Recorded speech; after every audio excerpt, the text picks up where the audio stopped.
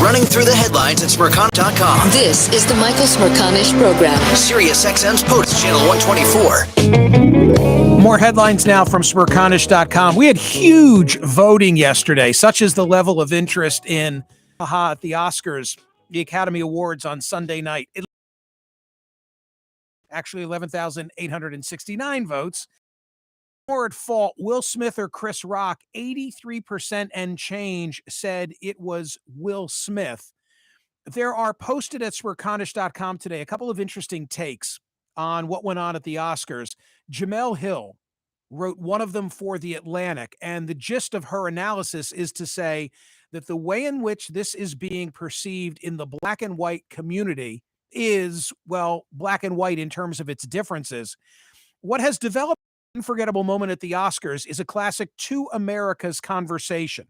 By that, I mean black people and white people aren't necessarily talking about the incident in the same way. That much was evident in the celebrity reaction. Tiffany Haddish, a black actor and comedian who starred with Jada Pinkett Smith in the blockbuster movie Girls Trip, told people this: "When I saw a black man stand up for his wife, that meant so much to me. To my eyes, black commentators were more willing to joke about the incident, perhaps because Will Packer, the television and film mega producer who oversaw the Oscars broadcast, tweeted, 'Black people have a defiant spirit of laughter when it comes to dealing with pain because there's been so much of it.' In contrast, Judd Apatow, director who is white, tweeted that Smith could have killed Rock. That's pure, out-of-control rage and violence," Apatow continued. And so that you recognize Jemele Hill's assessment is not a one-off, there is Kareem Abdul-Jabbar, writing for Substack, also at Smerconish.com. He says, "When Will Smith stormed the Oscar stage to strike Chris Rock from making a joke about his wife's short hair, it did a lot more than damage to just Rock's face. With a single petulant blow, he advocated violence, diminished women, insulted the entertainment industry, and perpetuated stereotypes about the black community." Further along, the black community also takes a direct hit from Smith. One of the main talking points from those supporting the systemic racism in America is characterizing blacks as more prone to violence and less able to control their emotions. So says this white guy. I didn't see any of what transpired Sunday night in racial terms. I didn't interpret Will Smith. I thought that Will Smith was more culpable, but not because he's a black guy and not because it reinforced any stereotype of black men prone to violence. I just thought that the joke didn't warrant that level of response. That's what I saw. Did you see race in it, TC? Well, I've read a lot in the past now 2 days about the black community and especially about black women and hair. And that is such a huge deal in the black community, something that I don't know anything about. So I've been educated in the last couple days about how that is a very big deal, all caps. And a lot of people are saying that people who look like me don't have any business commenting on it.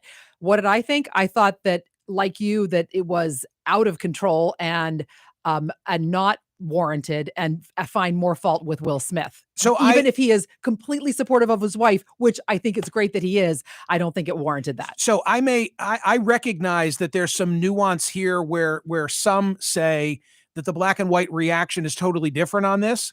What I'm unaccepting of is, and I've heard some of it too, that I, because I'm a white guy, really have no business in weighing in on this.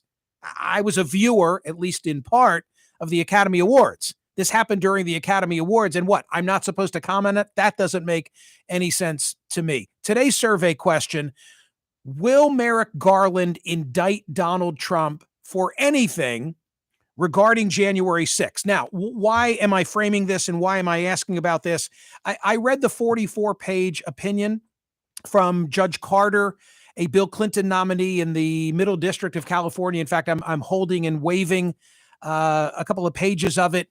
This is the opinion where the judge comes to the conclusion that Donald Trump broke the law and says that he said a couple of interesting things about this. Judge Carter said that Trump had corruptly tried to obstruct the certification process. He said that this was a coup in search of a legal theory. He also said that if it had worked, it would permanently have ended the peaceful transition of power in this country. And the point that I made earlier in the program is that what the judge didn't have benefit of were the revelations from yesterday's Washington Post, Robert Costa, Bob Woodward story, talking about the 7-hour gap in the phone logs of Donald Trump's calls made on the afternoon of January 6th. And it's one thing to read about it in the Washington Post, and that story is posted today in lead position at Smerconish.com. But it's another to actually look at the White House switchboard call log. Because to look at it, it begins at 8:23 a.m. That's when his day began on January 6th. So on the first page, you see the calls that are 8:23 through 8:56. Okay. Then on page 2, it's 9:02 a.m. through 9:41 a.m. And here are like the names and the lengths of each of the calls that were placed, including or on behalf of the president. Then it's 9:50 through 11:04 on the third page. Not represented is that he did make a telephone call at 11:17, but just roll with me on this. The final entry is at 11:04. The next entry is at 6:54 p.m. So when everything hit the fan, the records for who he was speaking to have not been revealed to the January 6th committee. And we know he was on the phone because we know a number of the calls that he absolutely made. They've come to light in a variety of contexts.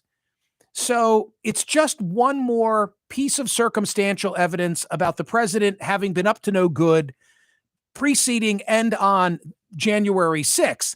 The question is, would Merrick Garland indict the president for any of the conduct surrounding that day?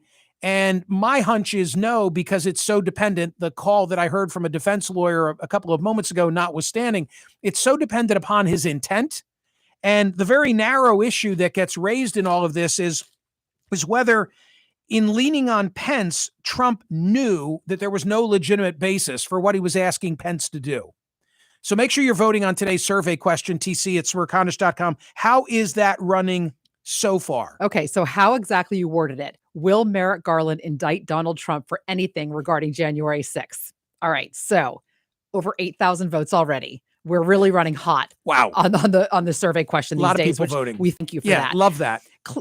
More close than not. I'm going to say 59. Okay, so 60%. By the so way, say remember, it's not should he, it's will he. Will he? So it's running 59.65% to 40.35%. So we'll say 60-40. Do you care to guess which direction it's going? I do care to guess, and I've not looked. I've not voted. No, I know. When you vote, it tells you how the vote is running and how many have voted. I am going to say that 60% in round are saying Merrick Garland will not indict Donald Trump. You are correct. Okay. You are correct. By the way, that may be ultimately the incorrect answer, but at least 60% of us are seeing it in those terms. My own view is I just don't think that Garland wants to take it on unless it's a slam dunk, and it's not a slam dunk because he will be charging. He's be doing something that has never been done before, and that is to charge a former president of the United States.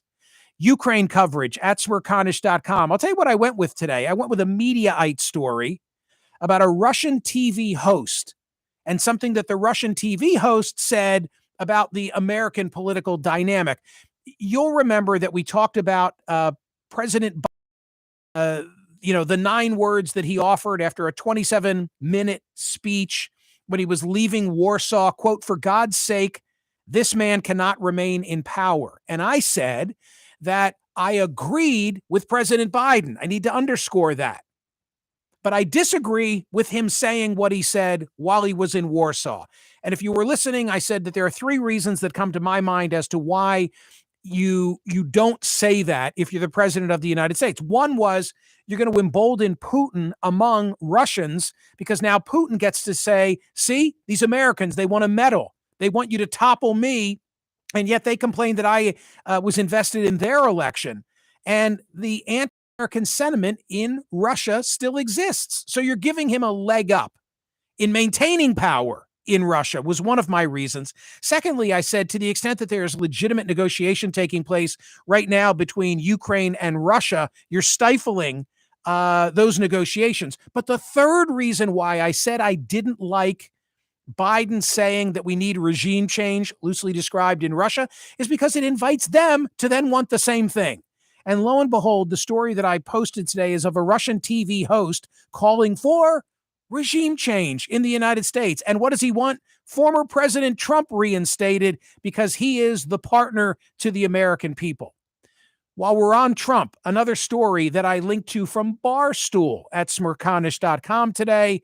Donald Trump describing, you're laughing already, Donald Trump describing a hole-in-one that he attained earlier this week. Go ahead and explain, TC. Well, I just think it is so, first of all, Barstool, I'm laughing because of the carpool with you and Dave Portnoy and Tucker Carlson that we discussed yesterday of the Oscar kerfuffle. But this is a new Barstool story.